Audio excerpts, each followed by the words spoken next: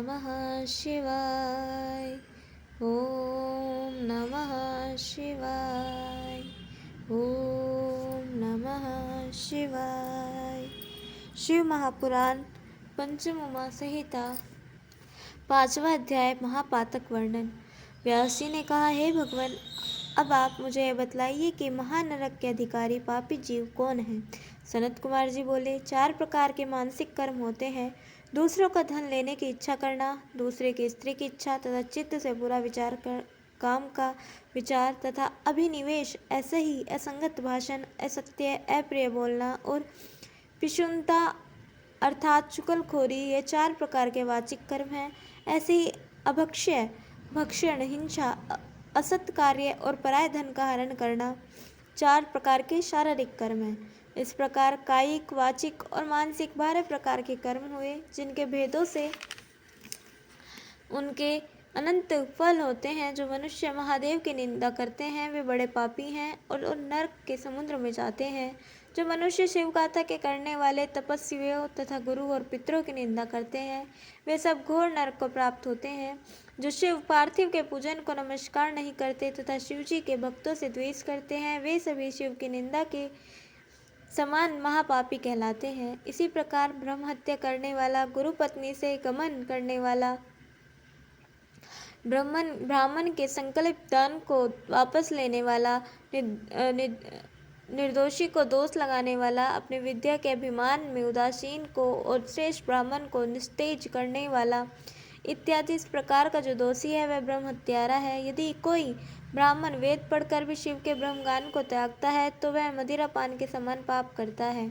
माता पिता को त्यागना, झूठी गवाही देना, ब्राह्मण से झूठ बोलना, अभक्ष्य भक्षण करना, ब्राह्मण और भयभीत के लिए प्राण का भय करना, गौओं के मार्ग में, वन में या गांव में अग्नि लगाना, यह सब ब्रह्म हत्या के पाप के समान है। इस प्रकार के कितने ही महापाप हैं। अब उपाय क्या है यह सुनो। इस प्रकार श्री शिव महापुराण 5वीं उमा संहिता का 5वां अध्याय समाप्त। बोलिए उमापति महादेव की जय। 6वां अध्याय पापों के भेद वर्णन।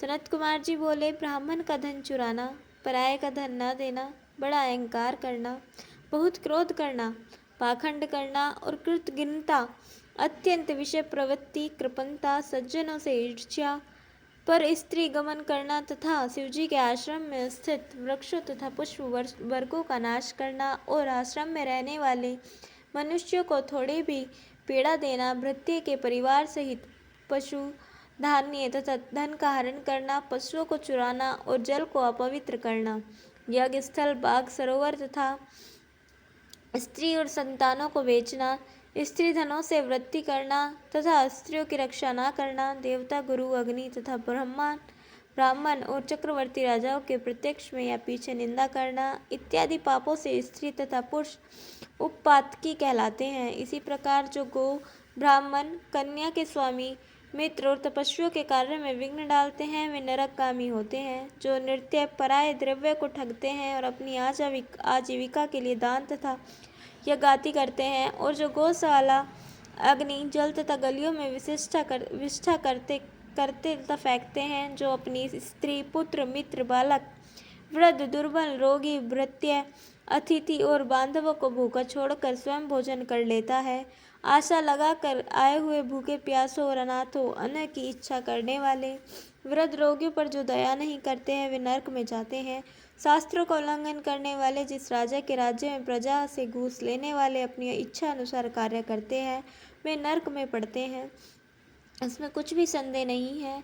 जो राजा बिना चोर को चोर के समान और चोरी करने वाले को बिना चोरी करने वाला समझता है वह राजा नरक में जाता है। मनुष्य इन पापों से नरक भोगने के बाद शरीर के कष्ट उठाने में निमित्त संपूर्ण योनियों को प्राप्त करता है। उपयुक्त पापी मेरी आज्ञा से बड़े भयानक यम के दूतों से पकड़ कर ले जाते हुए अति दुखित हो यमराज के लोक में जाते हैं। जो मनुष्य स्वयं पाप कर्म करता है तथा दूसरों द्वारा करता है या अनुमोदन करता है उसको शरीर द्वारा, हृदय द्वारा तथा वचनों द्वारा पापों का फल भोगना होता है। इस प्रकार से शिव महापुराण 5वीं उमा संहिता का 6वां अध्याय समाप्त। बोलिए उमापति महादेव की जय। कल हम सुनेंगे 7वां अध्याय यमदूतों के स्वरूप और 8वां अध्याय नरलोक वर्णन। तब तक के लिए जुड़े रहें। हर हर महादेव।